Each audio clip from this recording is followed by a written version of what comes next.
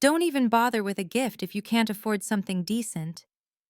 Those words hit me like a slap across the face, delivered with the casual cruelty only a sister can perfect over 28 years of dismissing my existence. I stood in Melissa's pristine living room, surrounded by wedding magazines and fabric swatches, watching her flip through her registry without even looking at me. My older sister, golden child, the one who could do no wrong in our parents' eyes, had just told me not to embarrass her with a cheap wedding gift. I felt something crack inside my chest, a hairline fracture in the careful composure I'd maintained my entire life. "I'm sure I can find something appropriate," I managed to say, my voice steady despite the humiliation burning through me. Melissa glanced up then, her expression mixing pity with disdain. "Emma, I'm not trying to be mean. I'm being realistic. You work with computers or whatever. I know money's tight. I'd rather you skip a gift than give me something from Target." She said Target, the way someone might say landfill. I'm Emma Chen, 28 years old, perpetually invisible younger sister to Melissa's brilliance. Our family has always worked this way. Melissa shines, everyone applauds, and I exist somewhere in the peripheral vision, doing my computer stuff that no one understands or cares to understand. When we were kids, Melissa won the science fair and got a family dinner celebration at her favorite restaurant.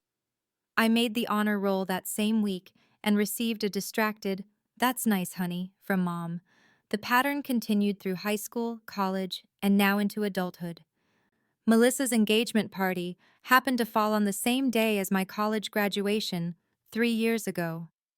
I remember sitting in my cap and gown, watching my parents rush out of the ceremony the moment my name was called, needing to get to the venue early to help Melissa set up. They missed the reception, the photos with my friends, the small celebration I'd imagined. I drove to Melissa's party alone, still wearing my graduation dress under my coat, and no one noticed. No one asked about the ceremony.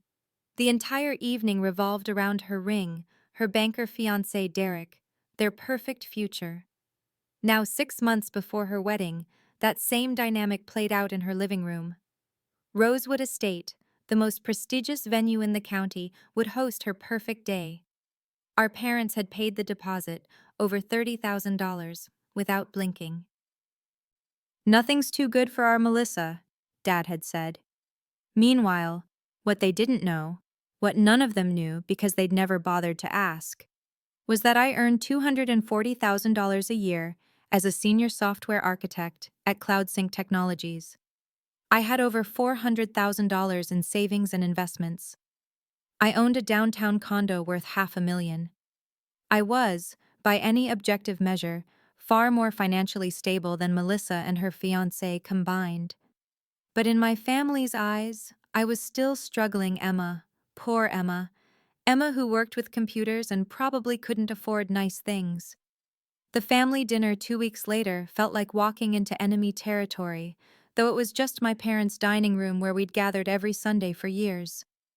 Melissa sat at the head of the table like a bride-to-be holding court, her laptop open to display her wedding registry, eager to walk everyone through her selections as if we were touring a museum of her impeccable taste. I'd arrived early, hoping to share my news about the promotion I'd received 3 days before, a significant step up to lead architect on CloudSync's largest infrastructure project, a role that came with substantial additional compensation and recognition from the executive team. "Mom, Dad, I wanted to tell you something," I began as we settled in, my heart beating faster with the hope that maybe this time would be different. "I got promoted at work. They've asked me to lead the entire cloud migration project for—" "That's nice, dear," Mom interrupted without looking up from the wine she was pouring, her attention already drifting toward Melissa's glowing screen. "But let's talk about important things. Melissa was just about to show us her centerpiece selections, and we need to make a decision by Tuesday." The words hit me like they always did, a casual dismissal that felt like being erased mid-sentence. I watched my father lean toward Melissa's laptop, his face animated with interest he'd never shown in my career, asking questions about flowers and color schemes while my news hung in the air like smoke. present but invisible. Melissa clicked through her registry, a parade of luxury items that made my stomach turn. An $800 stand mixer in copper, a $1,200 Italian cookware set, designer luggage that cost more than most people's monthly rent. Of course, I know not everyone can afford the bigger items, Melissa said, her eyes sliding to me with practiced sympathy. Emma, you should look at the dish towels. There are some nice ones around $40. You could do what you can afford. The phrase, what you can afford, had become her favorite weapon, deployed with surgical precision at every opportunity. Dad nodded approvingly, launching into praise for Derek, Melissa's investment banker fiancé, talking about his recent promotion and his impressive portfolio management as if he'd personally accomplished something by proxy of his daughter's relationship. Derek's really going places. It's wonderful that Melissa found someone at her level, he said, taking a sip of wine. These things matter. Marrying someone who matches your ambition and success.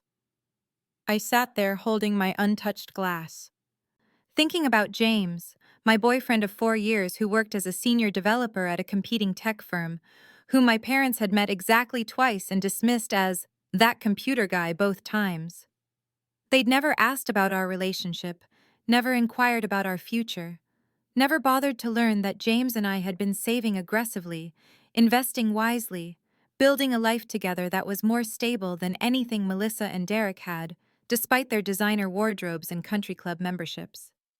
I remembered my condo warming party 8 months ago, the beautiful space I'd purchased in the downtown arts district, how I'd invited my parents weeks in advance, how excited I'd been to show them what I'd achieved.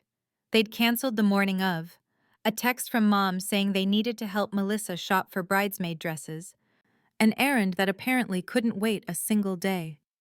Meanwhile, Melissa's engagement party had drawn 100 guests, catered affair, champagne tower, my parents beaming with pride the entire evening.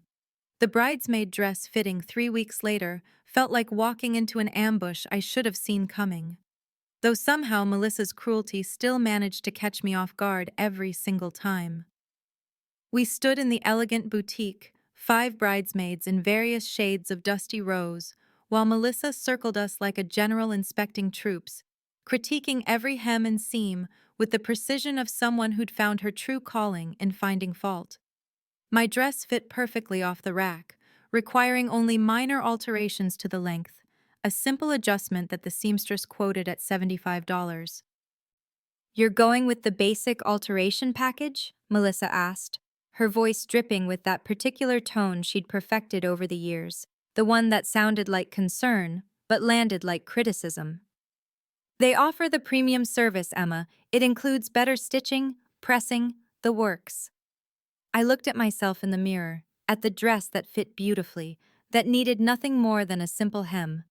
"The basic package is fine. The dress doesn't need anything complicated." Melissa exchanged a look with Rachel, our cousin and her maid of honor, a look I'd seen 1,000 times growing up, the silent communication that said, "Typical Emma, always cutting corners." "I guess we can't all afford quality tailoring," Melissa said, loud enough for the other bridesmaids to hear, loud enough for the boutique staff to pause in their work. "It's just important to me that everyone looks their best, but I understand budget constraints."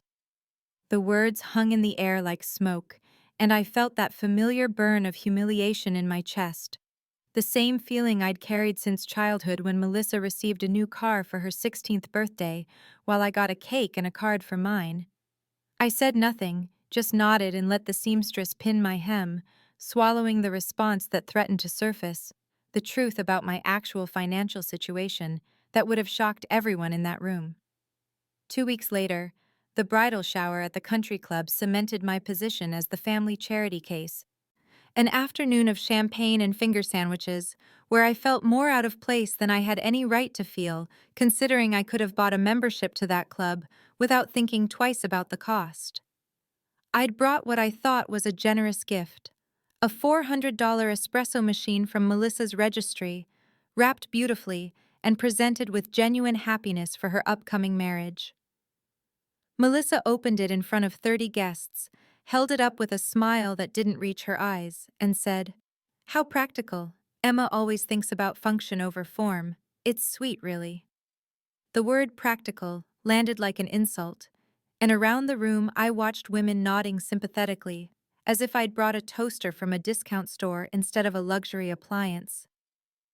"It's just not very special, you know," Melissa confided to Rachel later, her voice carrying across the terrace where I sat with a glass of champagne I wasn't drinking.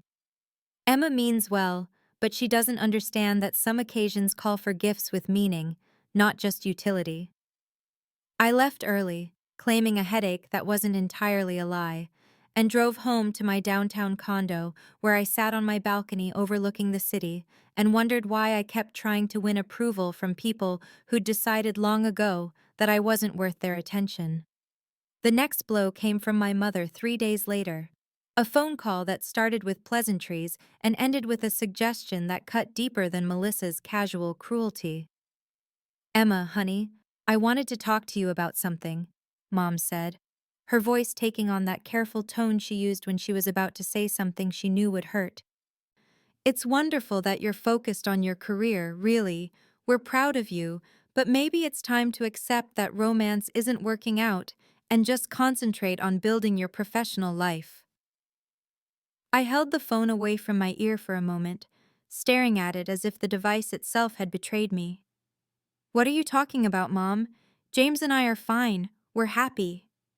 "Are you, though?" she pressed, and I could hear Melissa in the background, could picture them having discussed this before the call. "You've been together for years, and he hasn't proposed. Maybe that's a sign, sweetheart. Maybe you should focus on what you're good at, instead of waiting for something that might not happen." The conversation ended shortly after, my responses growing shorter until I made an excuse and hung up. And what my mother didn't know, what neither she nor Melissa knew, was that James and I had been discussing engagement for months, had been looking at rings, planning a future that was more solid and real than anything Melissa had with Derek, despite their flashy lifestyle and society connections.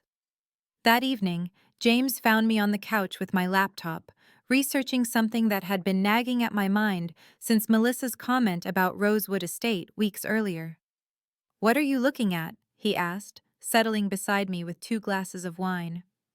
"The venue," I said slowly, turning the screen so he could see the real estate listing I'd found after an hour of searching. "Rosewood Estate, the Hartwell family owns it, and apparently they're considering selling the entire property." The conversation that followed changed everything. James listening as I broke down in a way I hadn't let myself break down in years, telling him about every dismissal, every casual cruelty, every moment of being made to feel less than, worthless, invisible in my own family. "Why do I keep trying?" I asked him, tears streaming down my face. "Why do I keep hoping they'll see me, value me, treat me like I matter?" James pulled me close, his voice steady and sure. "Because you're a better person than they are. But Emma, you need to stop hiding who you are. Stop letting them believe their assumptions about you." He pulled back to look at me directly. "You're brilliant, successful, you've built something real. And they have no idea because you've never corrected their wrong assumptions." The next morning, an email arrived from Melissa, a formal reminder about her gift registry with a note at the bottom that made my jaw clench. "Emma, just a reminder to contribute something meaningful if you're able. I know finances can be tight, but this is a once-in-a-lifetime event." I read it 3 times, each time feeling something shift inside me, that careful composure I'd maintained for 28 years finally reaching its breaking point. I opened a new browser tab and pulled up the real estate listing for Rosewood Estate again, looking at the property details, the asking price of $2.8 million, the note that said the Hartwell family was seeking a buyer who would preserve the venue's legacy. Something clicked into place in my mind, a plan forming that felt both completely insane and absolutely perfect, and I reached for my phone to call the real estate agent listed on the property. The wedding was 3 months away when I discovered through Rachel's Instagram story that there had been a wedding party planning meeting at Melissa's house, a gathering of all the bridesmaids to finalize details about the bachelorette party and discuss wedding day logistics. and I hadn't been invited or even told it was happening. I stared at the photos on my phone, images of the other bridesmaids laughing over champagne and appetizers in Melissa's living room, the room I'd helped her paint 2 years ago when she'd first moved into the house Derek had purchased. I called her that evening, keeping my voice carefully neutral, asking if I'd somehow missed a message about the meeting. "Oh, Emma, I didn't think you needed to be there," Melissa said, her tone suggesting this was perfectly reasonable. "We were making decisions about expensive vendors and planning some activities that require significant budgets. We need people who understand our vision, not budget constraints." The words landed like a slap, but I swallowed my response, thanked her for explaining, and ended the call before she could hear my voice break. That same week, my professional life reached a new peak when I was asked to lead CloudSync's largest infrastructure migration project, a massive undertaking that involved coordinating teams across 3 countries and managing a technical transformation that would define the company's next 5 years. The promotion came with a $50,000 bonus, stock options, and recognition from the CEO herself during the quarterly all-hands meeting. I texted my parents a brief message about the achievement, not expecting much, and received a thumbs-up emoji from my mother 3 hours later with no other comment. Meanwhile, Melissa called a family dinner to announce that the wedding was going slightly over budget, and my father immediately offered to contribute another $20,000 without hesitation, never once turning to ask if I might want to help or contribute, the assumption clear that I had nothing to offer financially to my own sister's wedding. 2 weeks later, James took me away for a weekend to a cabin in the mountains, a surprise getaway he'd planned to give us both a break from the mounting wedding stress. And on Saturday evening, as we sat on the deck watching the sunset, he pulled out a small velvet box and asked me to marry him. The ring was perfect, a sapphire surrounded by diamonds that caught the fading light, and I said yes through tears of joy, holding him as the sky turned purple and gold above us. We celebrated alone that weekend, talking about our future, planning a small, intimate wedding that would be about us rather than spectacle, and I knew with absolute certainty that I couldn't announce this engagement now, not with Melissa's wedding so close, not without being accused of trying to steal her thunder or diminish her moment. I made the decision to keep our engagement secret until after the wedding, telling only my closest friend at work, wearing the ring on a chain around my neck instead of on my finger where my family might see it. My mother called 3 days after we returned, asking if I would mind giving up my hotel room reservation for the wedding weekend because a distant cousin was flying in last minute and needed accommodations. "You probably just booked something simple anyway," Mom said, her assumption casual and automatic. "Aunt Marie needs something nice, and we'd really appreciate you being flexible." What she didn't know was that I'd reserved the presidential suite at the Grand Harbor Hotel months ago, the most expensive room in the most luxurious hotel in town, but I simply said I'd take care of it and moved my reservation to a different hotel without correcting her assumption about my simple accommodations. The final straw came when Melissa sent an email to all the bridesmaids announcing that we'd be pooling money to buy a gift for the Hartwell family, the owners of Rosewood Estate who had been so wonderful throughout the planning process, and each bridesmaid was expected to contribute $500 to purchase an expensive piece of art they'd selected. I paid my share immediately, as I'd paid for everything else Melissa had demanded. And that evening, I made a phone call to the real estate agent whose number I'd saved weeks ago, the one handling the private listing for Rosewood Estate, and I asked for a meeting with the Hartwell family to discuss purchasing the entire property for $2.8 million. The meeting with the Hartwell family took place on a Tuesday afternoon, 2.5 months before Melissa's wedding, in the elegant library of the Rosewood Estate mansion, where afternoon sunlight filtered through tall windows and fell across Persian rugs that had witnessed decades of celebrations. Margaret Hartwell was 78 years old with silver hair pulled back in an elegant chignon, her husband Robert just 2 years older, and they greeted me with the warmth of people who'd spent their lives welcoming strangers into their family's historic property and turning those strangers into friends. The real estate agent, A woman named Caroline, who specialized in commercial properties, made introductions and then stepped back as Mrs. Hartwell offered tea and led me on a personal tour of the grounds, walking me through the main venue building with its soaring ceilings and crystal chandeliers, out onto the terrace where ceremonies took place beneath ancient oak trees, through the manicured gardens that bloomed from spring through fall, and finally to the small vineyard at the property's edge where they'd been producing wine for private events for the past 15 years. "We built this business from nothing," Mrs. Hartwell told me as we stood looking back at the mansion, her voice carrying both pride and melancholy.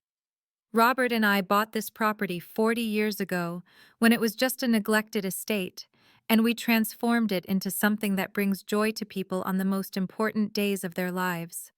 But we're tired now, ready to travel and spend time with grandchildren, and we need to know that whoever takes over will care for it the way we have, will preserve what we've built." I listened to her speak about the history of every building, the stories of memorable weddings, the staff members who'd been with them for years, and I felt something shift inside me as I walked those grounds, a recognition that this property represented more than just a symbolic gesture toward my sister or a way to prove my worth to my family.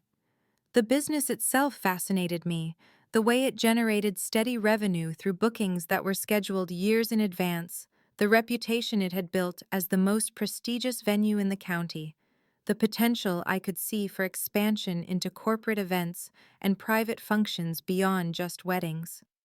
When we returned to the library, I laid out my financial situation with complete honesty, explaining that I had $400,000 in liquid assets, that I worked as a senior software architect earning $240,000 annually, that I could secure a mortgage for the remainder of the purchase price, and that the property's own revenue would help cover the loan payments. "I'm not just interested in buying this as an investment property to flip or change," I told them, meeting Mrs. Hartwell's eyes directly. "I want to preserve what you've built, keep your existing staff, maintain the standards you've established, and grow the business thoughtfully while respecting its legacy." I saw Robert and Margaret exchange a look, one of those wordless communications that couples develop over decades of marriage, and Mrs. Hartwell reached across the table to pat my hand. "We've had offers from developers who want to tear down the venue building and put up condominiums," she said quietly. "We've had wealthy individuals who want to turn it into a private estate, and we've turned them all down because we couldn't bear to see our life's work destroyed. But you understand what this place means. I can see that." The conversation stretched into evening, James joining us for dinner where we talked about business plans and preservation commitments, and by the time we left that night, I'd made an offer of $2.75 million, with a closing date 1 week before Melissa's wedding. The Hartwells accepted 2 days later, moved by what Margaret called my genuine appreciation for what they'd built and vision for what it could become. And suddenly, I was navigating inspections and financing and legal documents while simultaneously attending bridesmaid obligations where Melissa complained about the cost of her custom invitations, and my mother suggested I might want to do something about my hair before the wedding, if you can budget for a decent stylist. James was completely supportive, seeing both the smart investment opportunity and the perfect symbolic gesture, helping me review contracts and business projections while simultaneously planning our own secret engagement that we still hadn't announced to anyone beyond my closest friend at work. The closing was scheduled for the Tuesday before Melissa's Saturday wedding, and I kept everything absolutely secret, telling no one in my family, avoiding any mention of major purchases or financial changes, maintaining my role as the struggling younger sister who they all assumed was barely making ends meet in her computer job. Meanwhile, Melissa's behavior seemed to worsen with each passing week, her stress about the wedding manifesting as increased cruelty toward everyone around her, but especially toward me, criticizing my hair at a family dinner and suggesting I really should invest in professional styling. "If you can budget for it, Emma, you don't want to look out of place in the wedding photos." I smiled and said I'd take care of it, already having booked the most expensive stylist in the city, already having purchased a designer gown that cost more than Melissa's entire bridesmaid dress budget, already planning the revelation that would happen in just a few short weeks. The property closed on Tuesday morning, 1 week before Melissa's wedding, in a conference room at the attorney's office, where I signed what felt like 100 documents while James sat beside me and the Hartwells sat across the table looking both relieved and a little sad to be passing on their legacy. The attorney finalized the paperwork with practiced efficiency, transferring ownership of Rosewood Estate and all its buildings, grounds, equipment, and business assets into my name, and when she handed me the keys, Margaret Hartwell reached across the polished table to squeeze my hand and say, "Take care of our baby, dear. We know you will." I left that office as the owner of a $2.75 million property, my hands slightly shaking as I drove to Rosewood Estate to meet with the staff and introduce myself as their new employer, hoping they'd see me as someone worthy of continuing what the Hartwells had built. Patricia, the event coordinator who'd worked at the venue for 12 years, gathered the full-time staff in the elegant library where I'd first met with the Hartwells, and I stood before 8 people who were looking at me with varying degrees of curiosity and concern about what this ownership change might mean for their jobs. "I'm Emma Chen," I told them, keeping my voice steady despite my nerves. "I want you to know that nothing is changing in terms of your employment, your roles, or how we run this business. The Hartwells built something extraordinary here, and my goal is to preserve that while helping the venue grow." I saw relief on their faces, and Patricia smiled warmly, but then she mentioned that they had a major wedding that weekend, a high-end affair that was one of their largest bookings of the year, and I realized with a jolt that she had no idea the bride was my sister. "The bride is actually my sister Melissa," I said carefully, watching Patricia's eyes widen. "But she doesn't know I've purchased the property, and I'd like to keep it that way until after the wedding. Can we keep this ownership change quiet for just a few more days?" Patricia's professional demeanor slipped for just a moment, replaced by something that looked like delighted intrigue, and she agreed immediately, clearly sensing there was a story here that would eventually be worth hearing.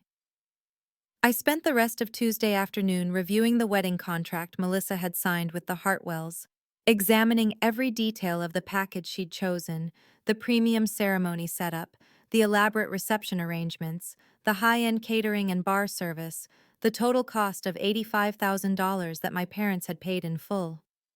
Wednesday brought the bachelorette party, a day-long event at a spa resort that Melissa had planned with her usual attention to luxury, and by evening when we gathered for dinner at an expensive restaurant, she'd consumed enough champagne that her filter disappeared entirely, and she told me in front of all the bridesmaids that I was lucky to be included at all, really, since you don't exactly fit in with our crowd.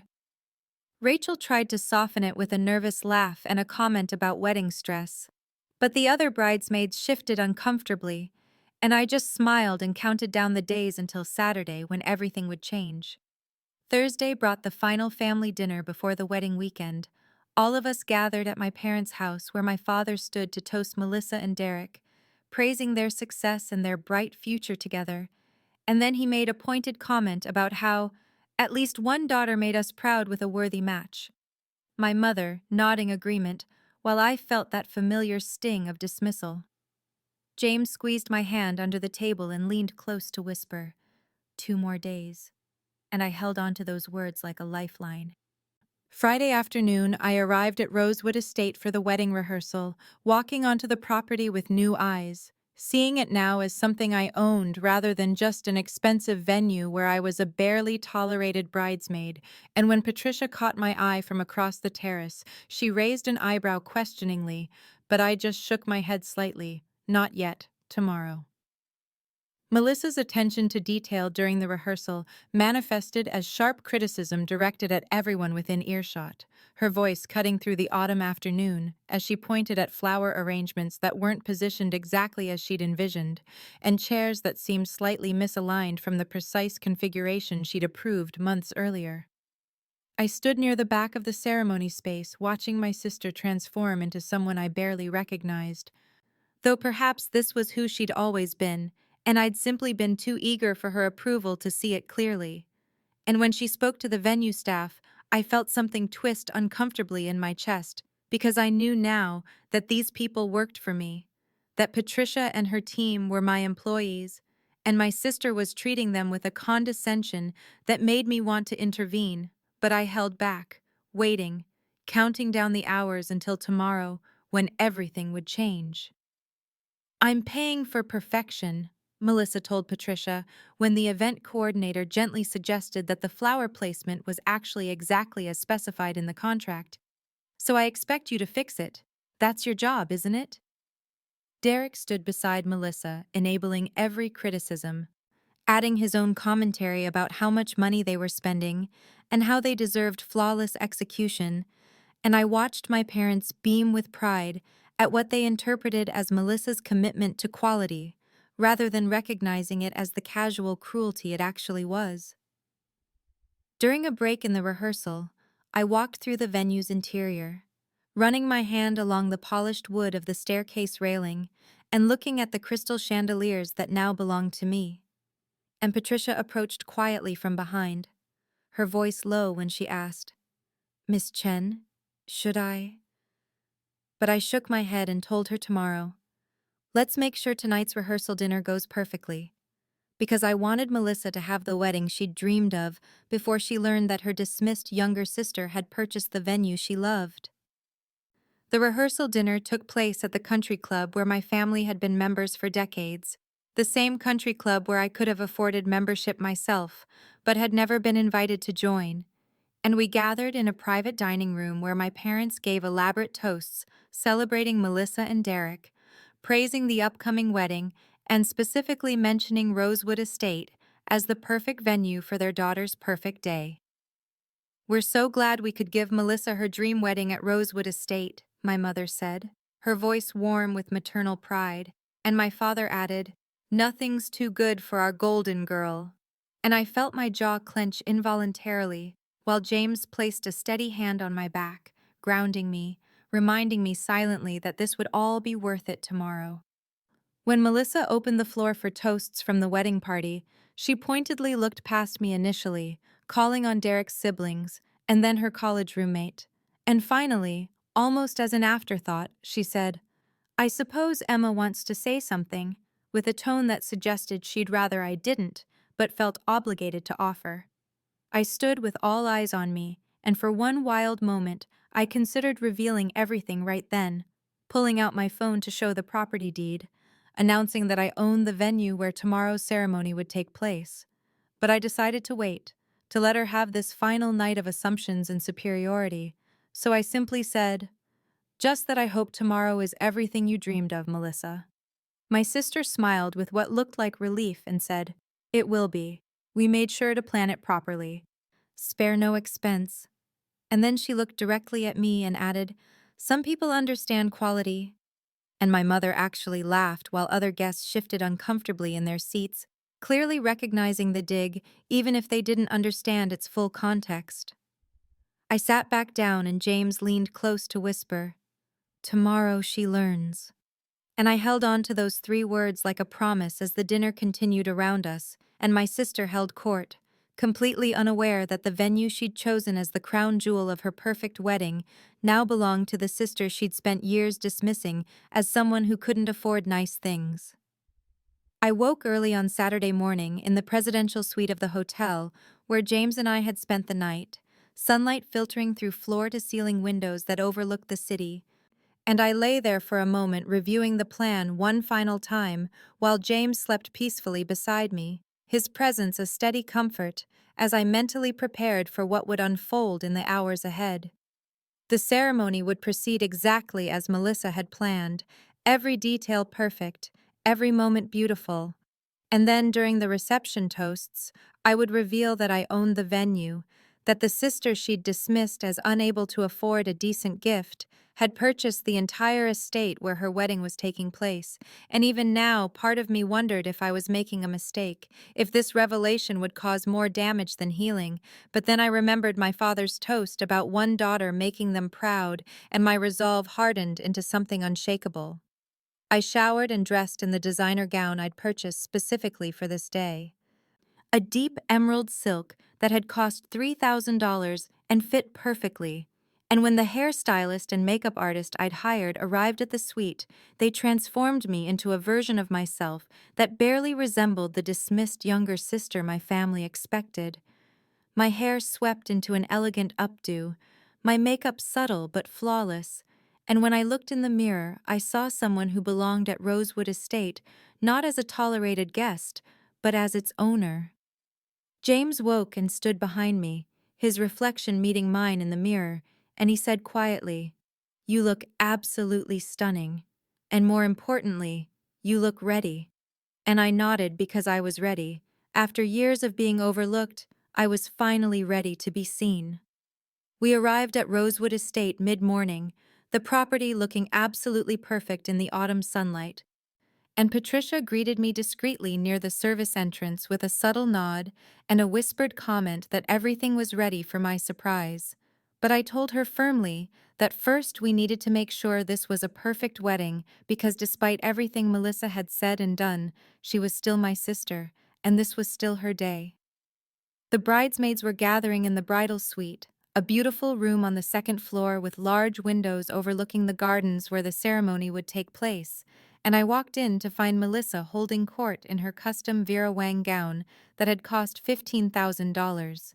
The dress absolutely stunning with its intricate lace and flowing train, and when she saw me, she did a visible double-take, her eyes traveling over my appearance with something that looked distinctly like annoyance crossing her face before she recovered enough to say, "Well, you cleaned up nicely. That dress must have cost you a fortune you don't have." I smiled at her with newfound confidence and replied simply, "It was worth the investment." And I saw her eyes narrow slightly as if she sensed something had shifted, but couldn't quite identify what had changed. My mother arrived moments later to check on Melissa, and when she saw me, she immediately criticized my hair, suggesting it was a bit much, don't you think? You'll draw attention from the bride. And I felt that familiar urge to apologize, to diminish myself, to change into something less noticeable. But then I remembered that I literally owned this venue, that every chandelier and every chair and every perfectly manicured square foot of garden belonged to me, and I straightened my spine and told my mother, "I think it's perfect," my voice carrying a certainty that made her blink in surprise before she turned back to fussing over Melissa. The ceremony concluded with Melissa and Derek exchanging their vows under a white wooden arbor decorated with cascading roses and autumn foliage, the string quartet playing softly as 200 guests watched the couple seal their marriage with a kiss. And I stood in my position among the bridesmaids, feeling a strange mixture of emotions as I looked at the property that now belonged to me. Every manicured hedge and every stone pathway and every elegant architectural detail, part of my investment, part of my future, and part of the statement I was about to make.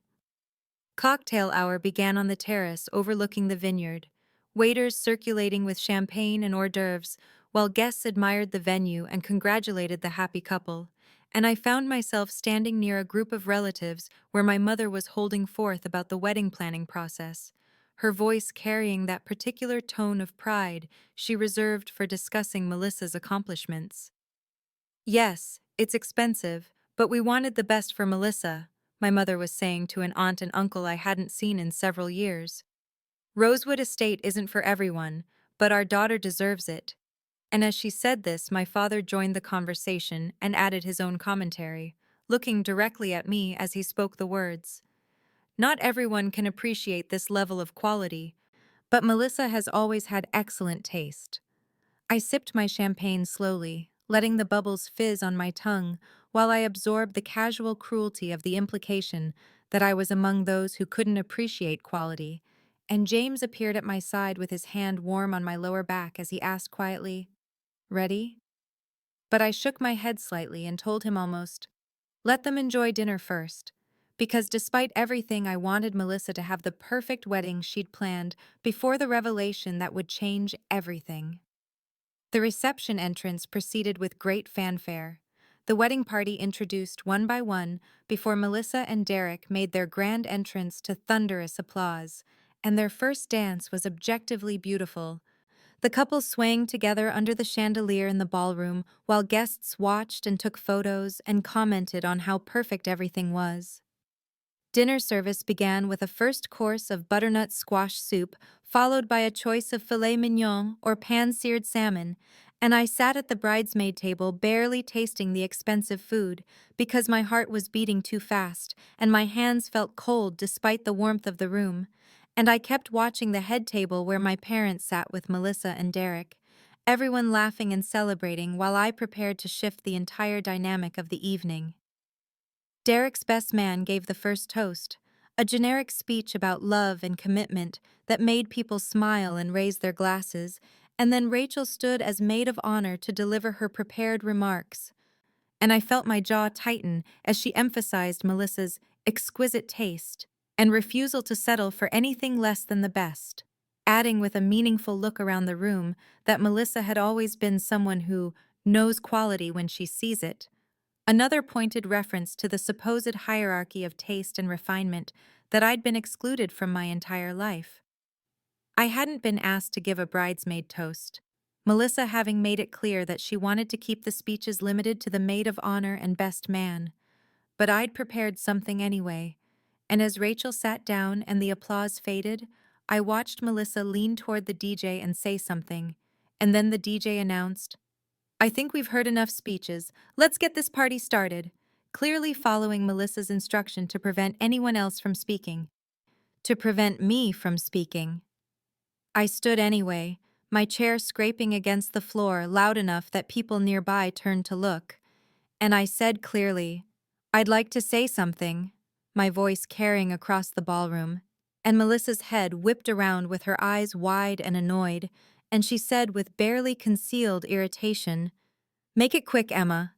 But the room was already quieting, 200 guests turning their attention to me, and someone handed me the microphone while my heart pounded so hard I could feel it in my throat, and James gave me an encouraging nod, and I took a deep breath, knowing that the next few minutes would change everything.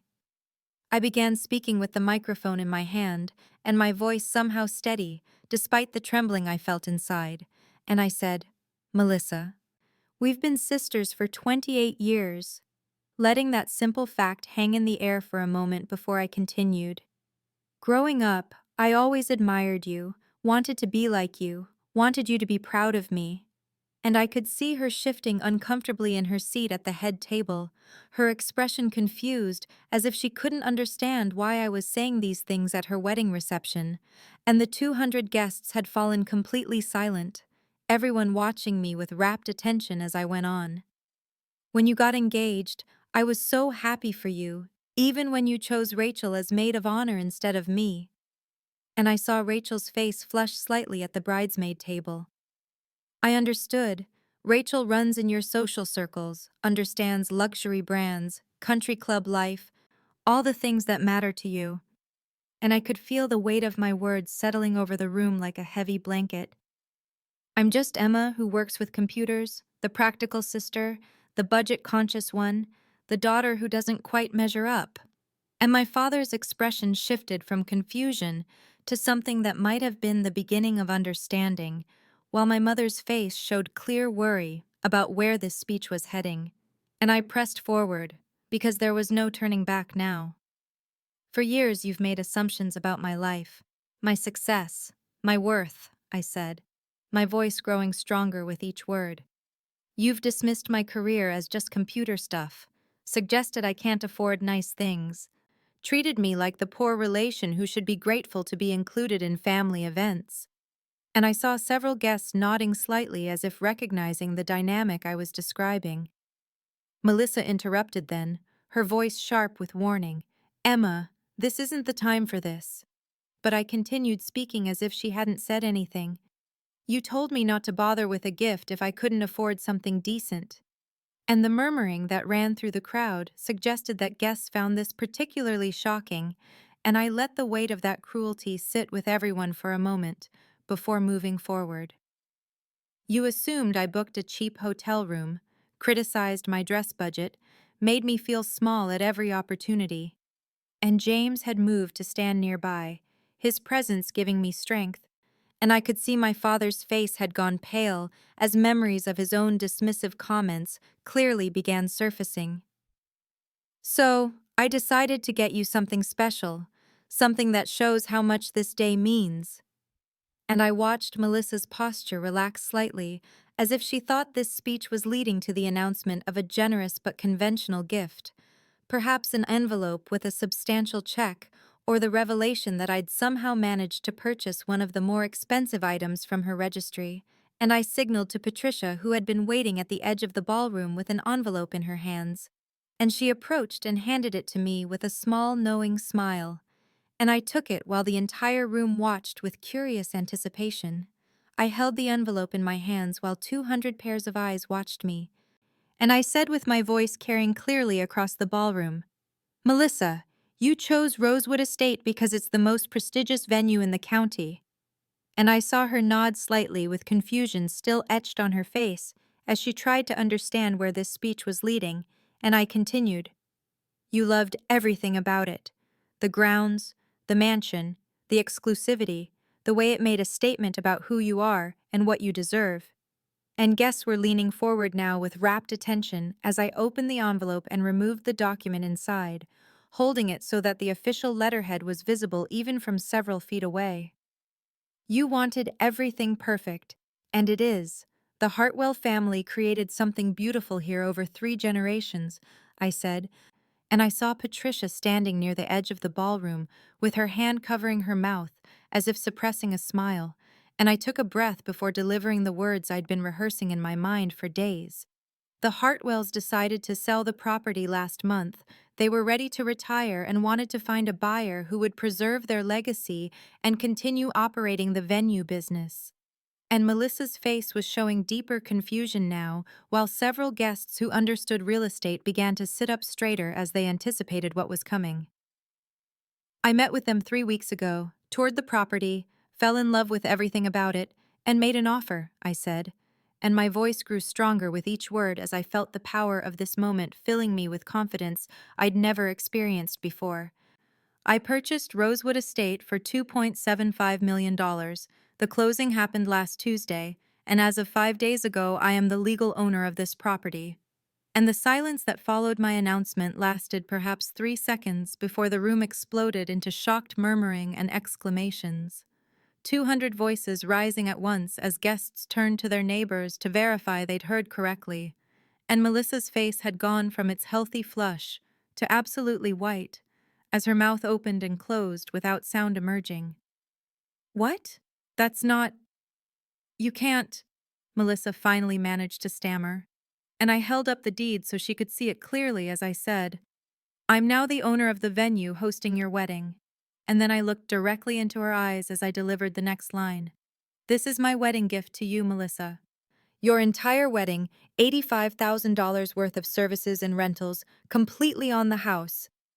And I paused to let that enormous sum register before adding, "Consider it paid in full by your sister, who you told not to bother with a gift if she couldn't afford something decent." The gasps that rippled through the crowd were audible even over the general commotion, and I saw my mother's hand fly to her mouth while my father's face had gone slack with shock, his mouth literally hanging open as he stared at the document in my hands, and Derek was frozen in his seat beside Melissa as if he'd been turned to stone, unable to process what he was hearing, and I continued speaking because I wasn't finished yet. "I'm also gifting you the Baccarat crystal collection you registered for, the complete set. It's already wrapped and waiting in your bridal suite." And I smiled as I added, "That's $3,000 worth of crystal that you assumed I couldn't possibly afford." And the room had erupted into full chaos now, with some guests actually applauding, while others sat in stunned silence, and still others were pulling out their phones as if to verify the property records for themselves. And I stood there holding the deed and feeling more powerful and more seen than I had felt in my entire 28 years. Melissa stood abruptly from her seat at the head table, and her face had gone from white to a deep angry red as she said with her voice shaking, "This is a joke. You're lying. There's no way you could afford to buy this place." and I could see the desperation in her eyes as she looked around the ballroom, as if searching for someone to confirm that this was all some elaborate prank. And I walked calmly toward the head table with the deed still in my hands and said, "I'm not lying, Melissa." And I handed the document to my father, whose hands were visibly trembling as he took it from me, and began examining it with the careful attention he usually reserved for his own legal contracts. "Call the county recorder's office on Monday if you'd like. It's public record. The deed was registered on Tuesday afternoon at 2:15, I said. And my father's face had gone completely pale as he read through the official language and saw my name listed as the legal owner of the property. And he looked up at me with an expression I'd never seen before, something between shock and what might have been the beginning of shame, and he said quietly, "It's real. Her name is on it. Emma Chen, owner of record."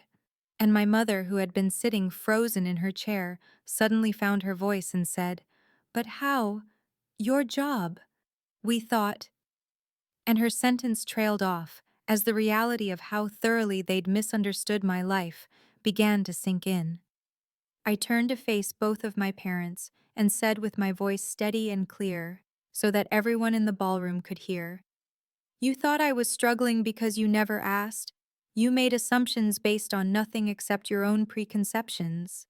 And I felt 28 years of dismissed accomplishments and ignored successes flowing into my words as I continued, "I'm a senior software architect at CloudSync Technologies. I've held that position for 2 years. And before that, I was a lead developer for 4 years, and I earned $240,000 annually, not including bonuses and stock options."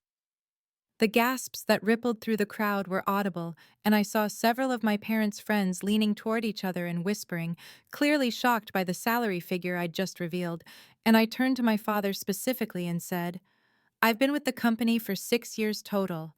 I've received 3 major promotions that you never acknowledged, and when I told you about my promotion to senior architect last April, you changed the subject to Melissa's centerpiece arrangements because that was more important to you." I watched my father's face as the memory clearly returned to him, that dinner where I'd tried to share my accomplishment only to be shut down within 30 seconds. And he opened his mouth as if to speak, but no words came out, and I turned to my mother and said, "When I invited you to my condo warming 2 years ago, you skipped it because Melissa needed you to go dress shopping with her.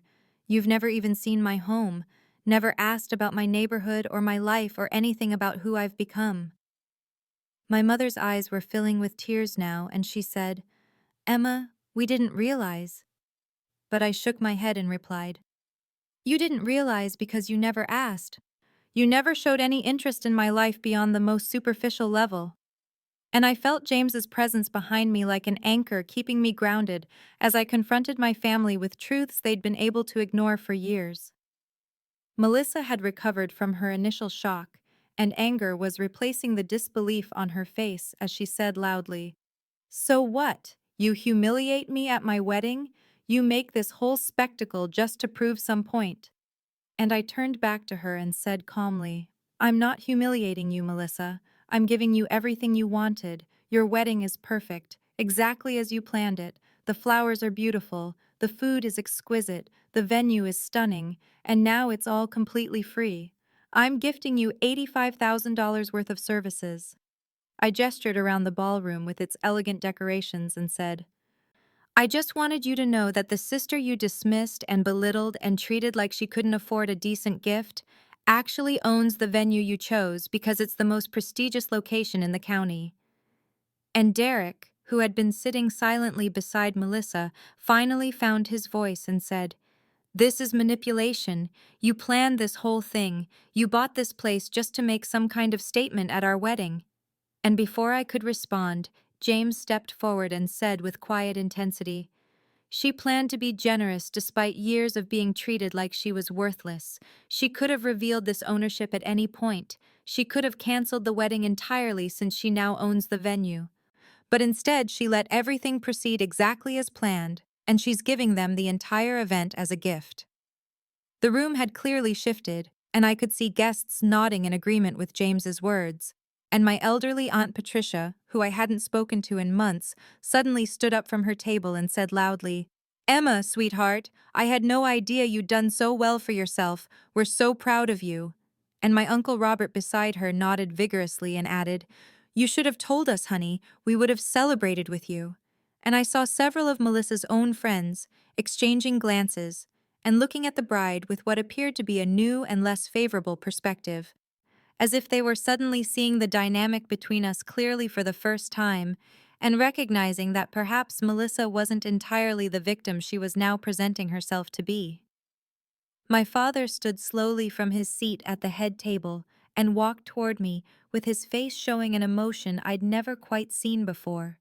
Something raw and uncomfortable that might have been shame mixed with confusion. And he said, Why didn't you tell us, Emma? Why didn't you say something about your success, about your salary, about any of this? And I felt my eyes filling with tears for the first time since I'd started speaking, as I replied, I tried, Dad. I tried so many times, but you never listened. Every achievement, every milestone, every accomplishment I wanted to share with you. You were too focused on Melissa to hear me. And I watched him process those words as memories clearly flickered across his face. My mother had risen from her chair as well, and she was crying openly now as she said, Emma, sweetheart, we had no idea you felt this way. We never meant to make you feel less important. And I turned to look at her directly as I said, You didn't know because you never asked how I felt. You never checked in with me beyond surface pleasantries. You never showed interest in the details of my life.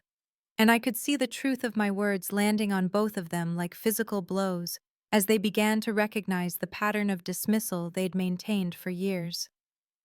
Melissa was still standing at the head table and her anger hadn't diminished as she said loudly, You did this for revenge, to ruin my day, to make yourself the center of attention at my wedding. And I shook my head as I replied, I did this so you'd finally see me, Melissa, so you'd recognize that I exist as more than just your lesser sister, the one who couldn't possibly measure up to your standards. And I gestured around the beautiful ballroom as I continued. I bought this venue because I genuinely love it, because it's a smart investment that generates reliable revenue, because the Hartwells created something worth preserving, and yes, because it gave me an opportunity to show you that the sister you dismissed as poor and struggling actually has the resources to purchase the most prestigious property in the county. James moved to stand beside me and placed his hand on the small of my back in a gesture of support that steadied me as I said, I'm not trying to ruin your wedding. Everything is exactly as you planned it. The ceremony was beautiful, the reception is perfect, you have 200 guests here celebrating your marriage, and now instead of your parents having paid $85,000 for this venue, it's completely free because I'm gifting it to you. And I saw several guests nodding in agreement, while others whispered to their neighbors as they processed the generosity of what I was offering despite years of mistreatment. My father's voice was quiet when he spoke again, barely audible over the general murmur of conversation in the ballroom as he said, We failed you, Emma. We see that now. We got so caught up in Melissa's life, in her achievements and her plans, that we stopped paying attention to yours. And my mother added through her tears, We made assumptions, terrible assumptions, and we never bothered to verify them or ask you directly about your life. And I felt a piece of the hurt I'd been carrying for so long begin to shift as I recognized that they were finally, truly hearing me, for perhaps the first time in years. Melissa's anger hadn't fully subsided, and she looked around the ballroom at the 200 guests, who were now clearly sympathetic to me, rather than to her, as she said desperately, This is still my wedding day. You've made it about yourself, about your money, about proving some point. And I shook my head as I replied, I made it about honoring the day you wanted while also revealing a truth you needed to hear. That your sister isn't the failure you've always treated her as. And I gestured to the elaborate floral arrangements and the crystal chandeliers and the perfect table settings as I continued. Everything here is exactly what you chose. I didn't change a single detail. I didn't interfere with your planning. I simply ensured that the financial burden your parents carried would be lifted. My father was still holding the deed in his hands, and he looked at the document and then at me and said, "This property is worth nearly $3 million, Emma. How did you manage the financing?" And I explained calmly. I put down 400,000 in cash from my savings and investments, and I secured a commercial mortgage for the remainder. The venue generates enough revenue from bookings to cover the mortgage payment and operational costs while still providing profit.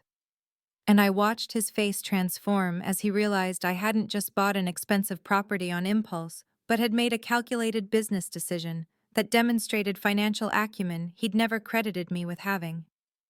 James moved closer to me and put his arm around my waist in a gesture that was both protective and proud, as he said to my parents, "Emma has been trying to share her successes with you for years. She's wanted nothing more than for you to see her accomplishments and be proud of her.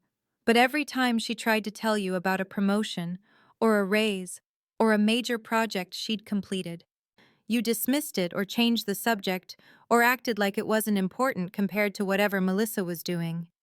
And his words carried a weight that made several guests nod in agreement, particularly those who had witnessed some of the family dynamics over the years. My mother wiped tears from her face and crossed the distance between us and reached out as if to touch my arm, then hesitated, as if uncertain whether she had the right, and she said through her crying, "Emma, sweetheart, I'm so sorry, I'm so incredibly sorry. We've been terrible parents to you. We've ignored you and dismissed you and made you feel invisible, and I don't know how we let it happen or how we didn't see it." And I felt my own tears threatening to fall as I replied, "You let it happen because it was easier to focus all your attention on Melissa. She was the easy child to love, the one who fit your expectations, who wanted the life you understood, while I chose a career path you didn't value and a lifestyle that didn't match your social circle." Derek had been sitting silently beside Melissa, and he finally stood and said, "I think maybe we should take a break. Let everyone calm down. This is supposed to be a celebration." And I saw the appeal in his eyes for someone to de-escalate the situation. But James said firmly, "No, this conversation needed to happen. Emma has been patient and generous and silent for years, and she deserves to have her family finally hear her." And the conviction in his voice made it clear he wasn't going to let this moment be swept aside or minimized.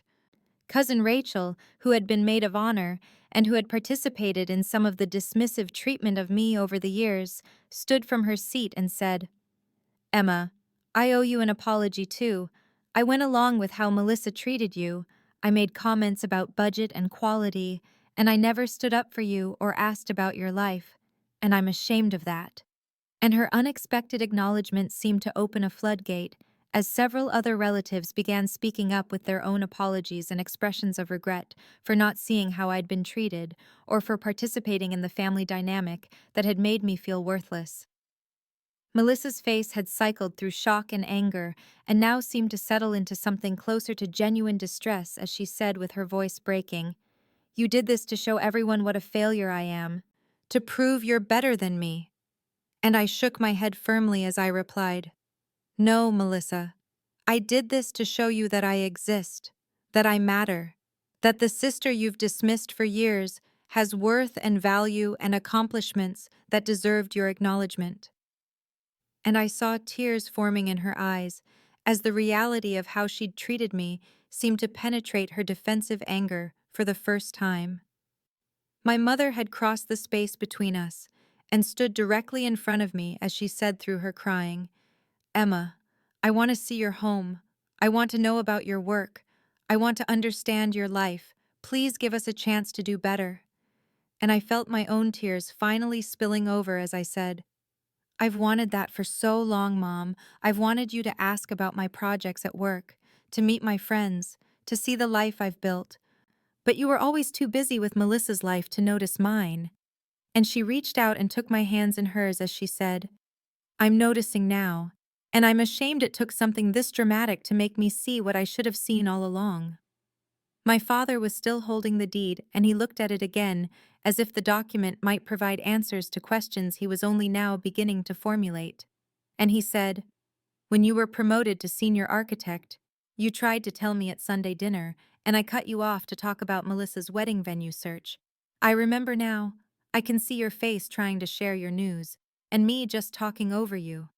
And the recognition in his voice told me he was beginning to truly understand the pattern of dismissal that had characterized our relationship for years. James moved to stand directly beside me, and he put his arm around my shoulders as he said to my parents, Emma has wanted nothing more than your recognition and pride. She's achieved remarkable success in a competitive field. She's financially secure and independent. She's built a life she's proud of, and she did all of it while feeling invisible to the people whose approval she wanted most. And his words seemed to land with particular weight on my father, who looked stricken as he processed the truth of what James was saying. Derek had moved closer to Melissa and put his hand on her arm as he said quietly, Mel, maybe we should listen. Maybe Emma has a point about how we've treated her. And Melissa turned to him with surprise evident on her face, as if she hadn't expected him to acknowledge any validity in my perspective.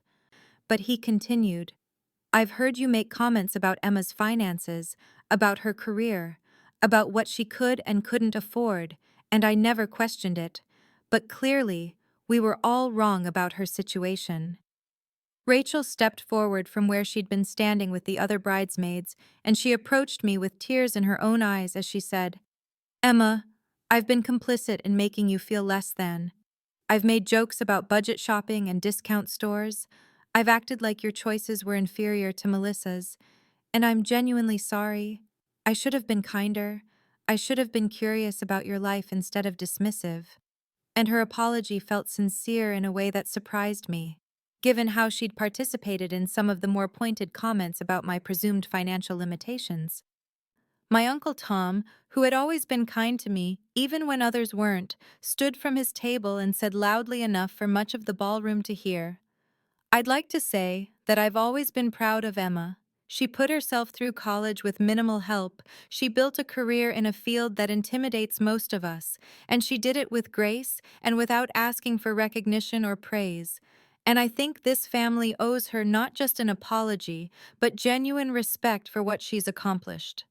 And several other relatives nodded and murmured agreement as his words seemed to crystallize what many of them were thinking.